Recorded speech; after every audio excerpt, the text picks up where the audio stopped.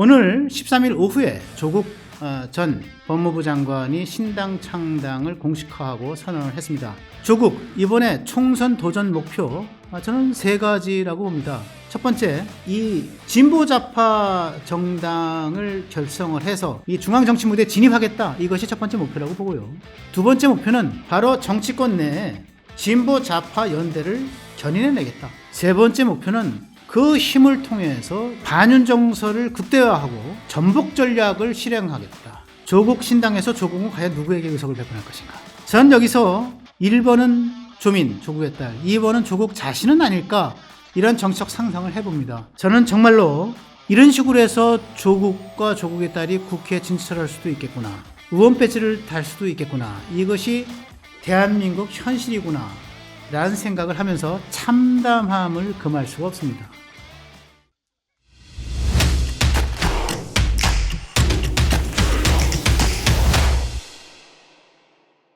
(2024년 2월 13일) 화요일 허민의 뉴스쇼 두 번째 주제는 조국 신당 창당과 관련된 소식입니다. 시작하기 전에 구독, 좋아요, 그리고 알림 설정 다시 한번 부탁을 좀 드리겠습니다. 조국 신당 창당, 참 이게 설마 했는데 역시나 여기까지 왔습니다. 그래서 조국 신당이 창당하면 비례대표 1번에 조국 딸 조민, 2번에 조국 본인, 이렇게 해서 1, 2번 비례대표 후보 명단에 올리는 부녀가 나란히 올라가는 그런 일이 현실로 벌어질지, 그것까지 한번 짚어보겠습니다. 오늘 13일 오후에 부산 민주공원이라고 하는 곳에서 조국 전 법무부 장관이 신당 창당을 공식화하고 선언을 했습니다. 네, 자녀 입시 비리, 그리고 청와대 감찰 무마 등등과 관련해서 2심이죠. 2심에서 징역 2년형을 그대로 선고받고, 지금 조국은 물론 이제 3심, 그러니까 대법원으로 이제 선고하는 절차를 지금 밟았는데, 어쨌든 1심과 2심은 사실심입니다.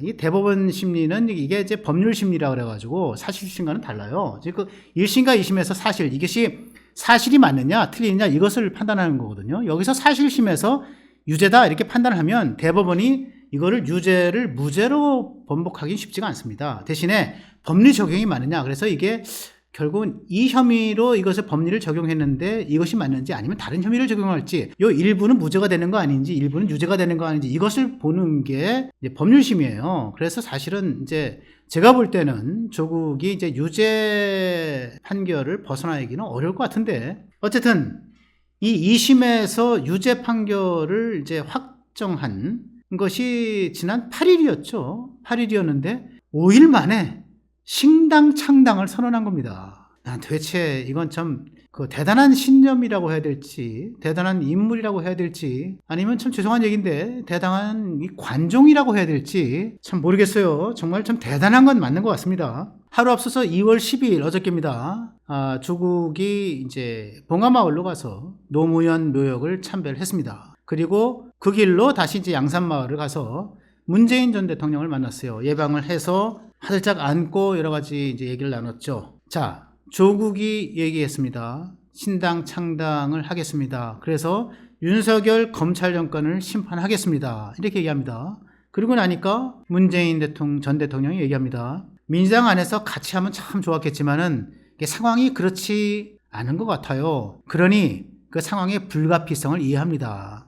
네, 조국 신당 창당을 윤허한 거죠. 야, 이게 보면요, 여러분 생각을 해보세요. 과거 문재인 정부 때 조국이라는 사람이 얼마나 큰 비중이었습니까? 기억나시죠? 조국. 그러니까 2017년도 5월 달에 문재인 정부가 출범하고 나서 곧바로 그 중요한 청와대 민정수석 자리에 조국을 앉혔지 않습니까?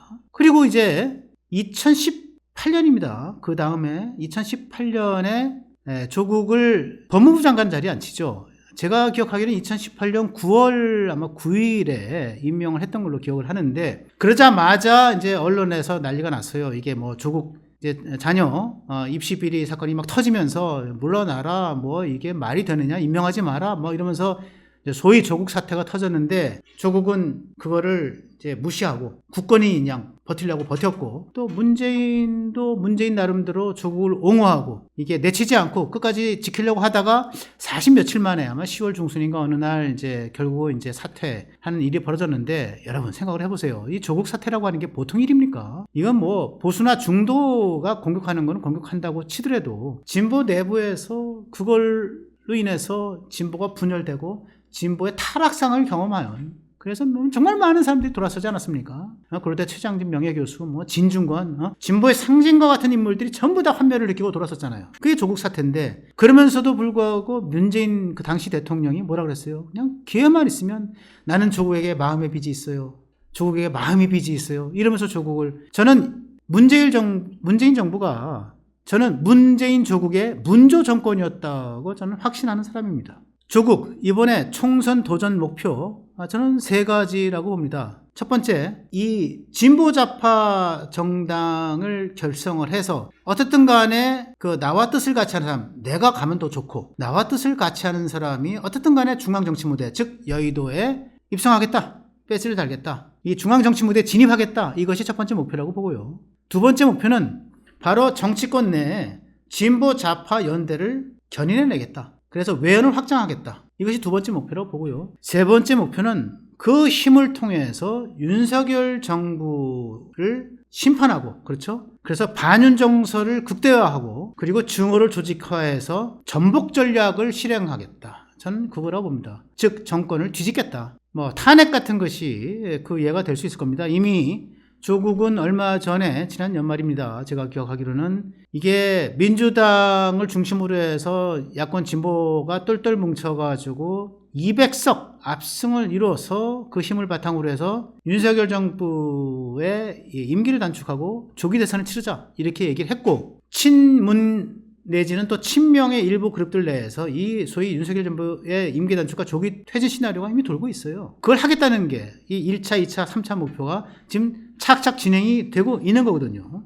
전 바로 이 이 반윤 정서의 극대화, 그리고 이 소위 그 증오를 조직화, 이게 미 하버드 대학의 심리학 교수 중에서 조던 피터슨 교수라고 있는데, 이분이 이제 그런 얘기를 합니다. 이게 소위 좌파들이 증오를 조직화해서 그걸 가지고 정권을 만들어내고 정권을 유지하고 정권을 재창출하고 반대파를 억누르고 하는 이 증오의 조직화라고 하는 거는 좌파들하고는 분리할 수 없는 카인의 본성이다, 이렇게 얘기를 합니다. 카인의 본성. 여러분 꼭 기독교인이 아니라 하더라도 카인이 누군지는 잘 아실 겁니다.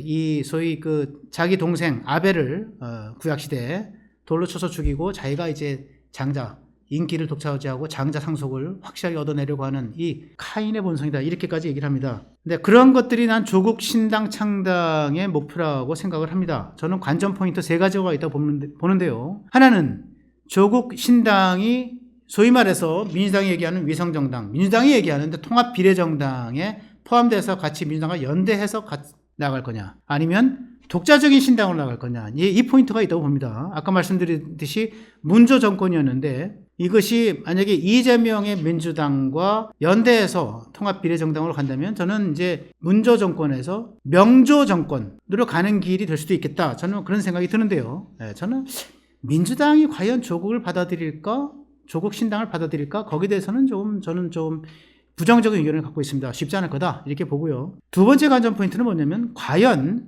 조국 신당이 만들어져서 총선에 띄어졌을 때 지역구나 비례대표에서 의석 창출이 가능할까 하는 문제입니다. 여러분 같이 이 자료를 보시면요, 공직선거법 제189조입니다. 여기 보면 이제 비례대표 의석 배분에 관한 조항인데요. 제가 한번 읽어드리겠습니다. 총선 유효 투표 총수의 100분의 3 이상, 즉 3% 이상을 득표했거나 지역구 5석 이상 의석을 차지한 각 정당에 대해서 정당 득표 비율에 따라 비례 의석을 배분한다, 이렇게 되어 있습니다. 저는 조국 신당이 아무리 조국을 따르는 이제 컬트 오디언스라고 그러는데, 이게 좀 열광적인 지지층이 있다 하더라도 지역에서 5석 이상을 내는 것은 불가능하다, 저는 그렇게 보고요. 제 견해입니다. 그러나 3%의 정당 득표를 가져가는 건 가능성이 있다, 이렇게 생각을 합니다. 제가 만든 그래픽인데요. 여러분 이게 말이죠, 준연동형 산출 의석 이게 말하자면 공식입니다. 이거는 굉장히 복잡한 공식을 제가 굉장히 축소해서 단순화시킨 겁니다. 반드시 이런 건 아니지만 거의 이거와 흡사한 모델이다 이렇게 생각하시면 되는데, 각 정당에게 배분된 의석을 산출하는 공식이 있어요. 저희 국회의원 이제 정수가 300석이잖아요.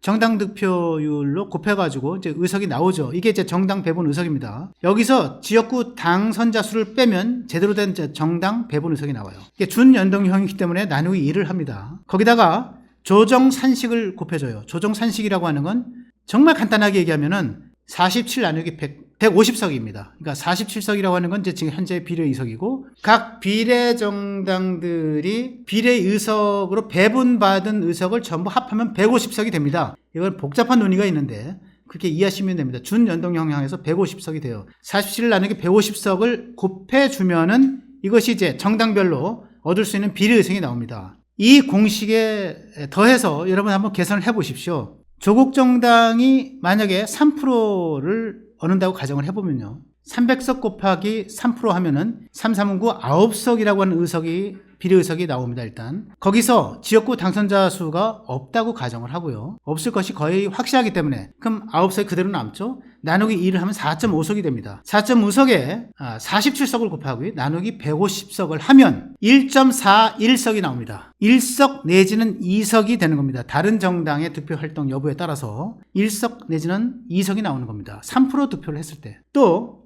10%대 계산을 해보면요, 같은 식으로 계산을 해보면 4.7석이 나오고요, 4석 5석이 되는 거죠. 그리고 20%대를 아마 이 정당 득표율을 얻었다고 하면 곱하기 2해서 9.4석이 나옵니다. 이걸 40%의 정당 득표를 얻었다 하면은 18.8석이 나오는 거예요. 거의 이 정도 수준에서 마음 맴돌 겁니다. 제가 오랫동안 관찰한 결과를 이제 아주 집약해서 굉장히 간단하게 말씀을 드리는 겁니다. 그러면 조국 정당이 3%에서 한 석 내지 2석을 비례의석을 얻을 수 있다. 그럼 세 번째 관전 포인트가 뭐냐? 그럼 1번은 누가 되고 2번은 누가 되느냐 이거죠.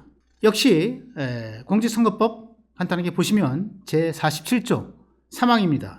후보자 중 100분의 52성을 여성으로 추천하되, 즉 비례의석은 절반 이상을 여성에 줘야 된다는 거고요. 후보자 명부 순위에 매 홀수에는 여성을 추천해야 된다. 즉 1, 3, 5, 7, 9, 11, 13 이러한 홀수 순번에는 여성을, 그리고 남성을 주려면 2, 4, 6, 8, 10 여기서 줘야 된다고 얘기를 하는 거거든요. 그러면 한 석 내지는 2석을 줘야 된다고 했을 때 조국 신당에서 조국은 과연 누구에게 의석을 배분할 것인가? 전 여기서 1번은 조민, 조국의 딸, 2번은 조국 자신은 아닐까, 이런 정치적 상상을 해봅니다. 아니 정말 이 자녀 입시 비리로 실형을 선고받고, 또 청와대 감찰무마 그 어마어마한 중범으로 실형을 선고받고, 또 3심을 앞둔 사람이 유죄로 판결날 것이 거의 확실시되는 사안에서 지금 신당을 창당해서 말하자면 뭔가 해보겠다고 하는 이 사람이 1번에 자기 딸, 2번은 자기 주지 말라는 법이 있습니까? 저는 정말로 이런 식으로 해서 조국과 조국의 딸이 국회에 진출할 수도 있겠구나, 의원 배지를 달 수도 있겠구나, 이것이